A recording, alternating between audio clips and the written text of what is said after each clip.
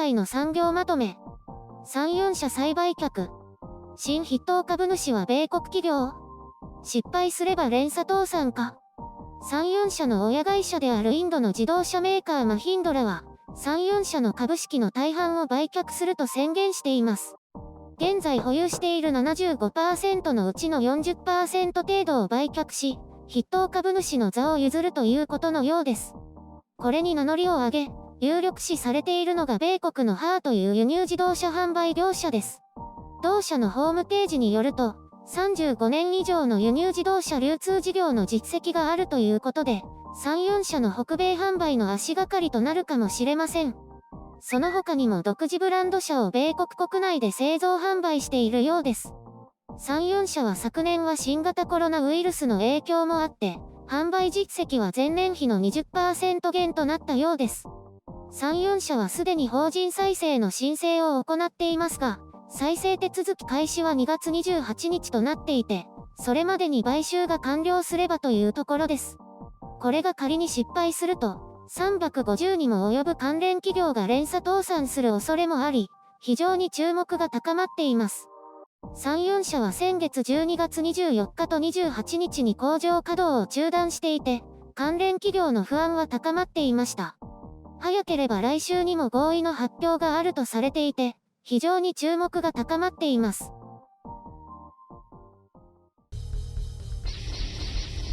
編集書簡。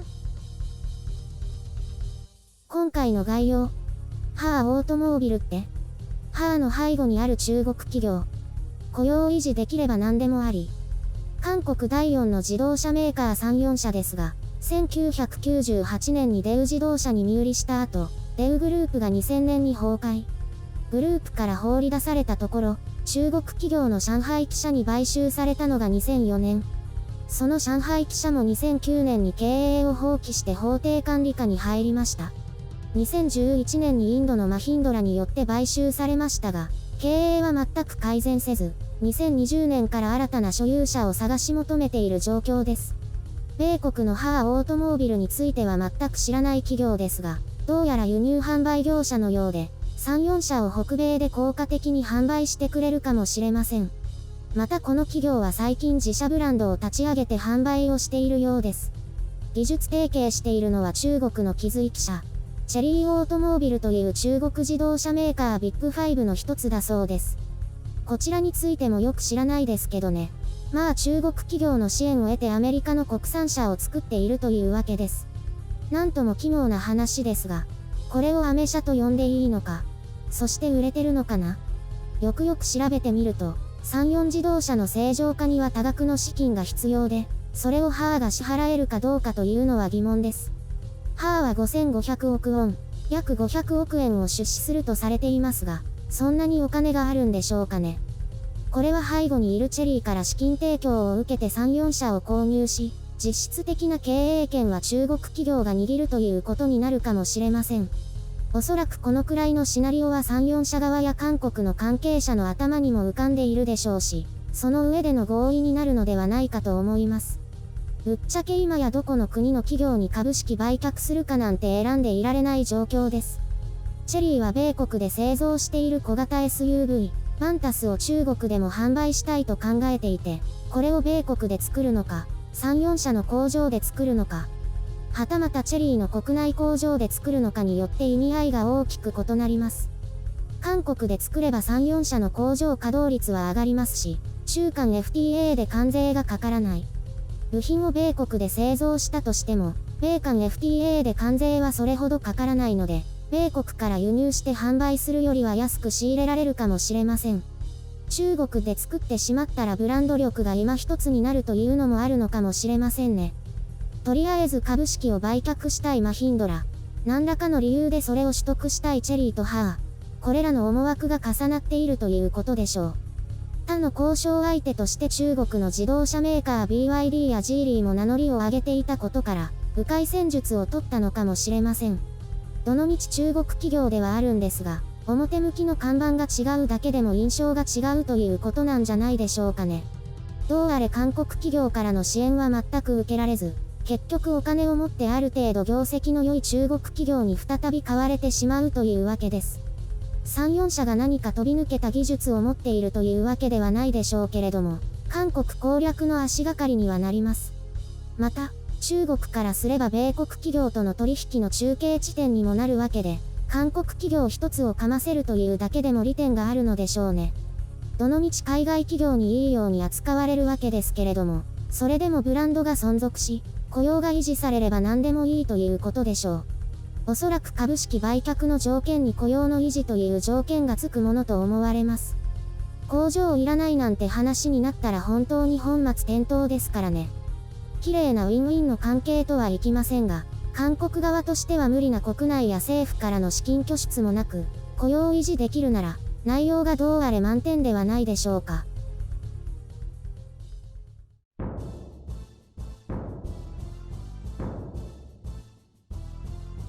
この会社まだあったんですね。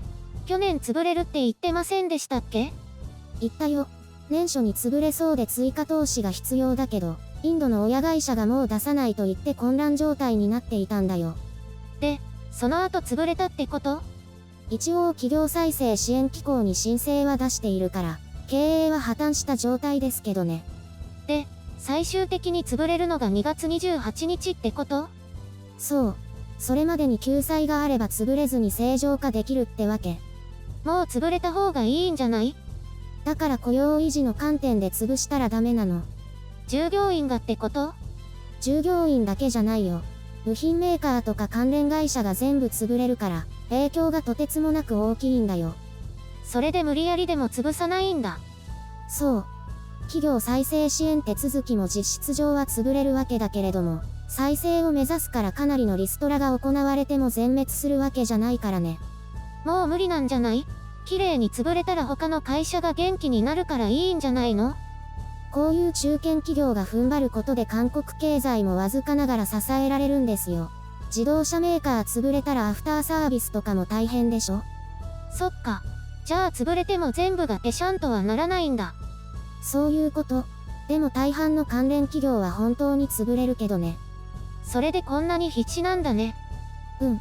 政財界では密かに注目されている事案なんですよ。でもまた中国企業なんだ。そのうちまた捨てられるんじゃない？そうだとしても、それが少しでも遅れればいいってことなんだよ。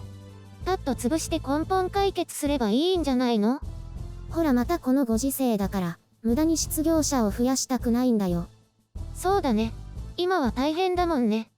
だから中国企業だろうが、米国企業を隠れ蓑にした中国企業だろうがお構いなしなんだよ。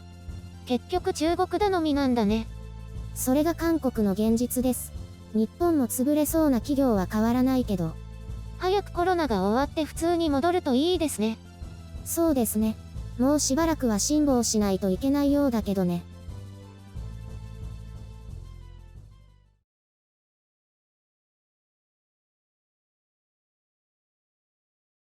胃の検査どうだった？もちろん問題ないよ。問題なかったら検査代損した気分だね。それを言ったら健康診断全部損じゃん。若くて健康なうちは特にね。ところで今月もテレワーク続くの？うん。状況が状況だけにね。出社回数も減るかもしれない。感染拡大止まらないね。私も今週は病院行ったり電車乗ったりしてたけど。5日は年初だから出社日だったけど、電車は人が少なかったよ。その日ちょっと夕方に出かけたけどそんな感じがした。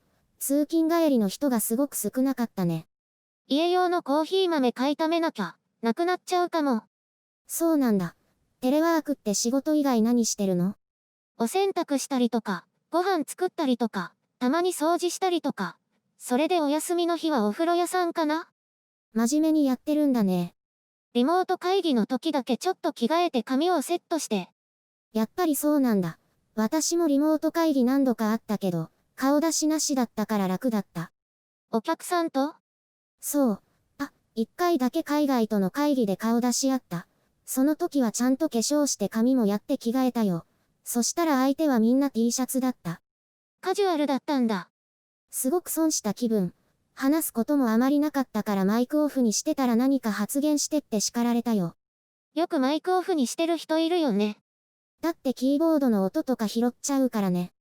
私は社内の会議だから、一応きちんとしないとと思って、おじさんたちは出社してたりするし。私は苦手だけど慣れないとダメだね。顔が見えないと間が難しいんだよね。顔映せばいいじゃん。モフのフードかぶってる顔、やばくない？フードだけ外して髪だけちゃんとしとけばいいんだよ。あと背景は他のに変えられるんだよ。うちは壁しかないからどうでもいいんだけど。今度2人でやってみようよ。それこそいつも通り音声だけとか文字だけでいいけど。釣れないね。ほら、最近しょっちゅう会うようになったし。そうだね。連休も遊びに行っていい？いいよ。またお散歩とかする？する。今度は4時間コースね。ゆるりんとのお散歩楽しいから。やっぱり地獄散歩だ。そこまで暇じゃないんだけど。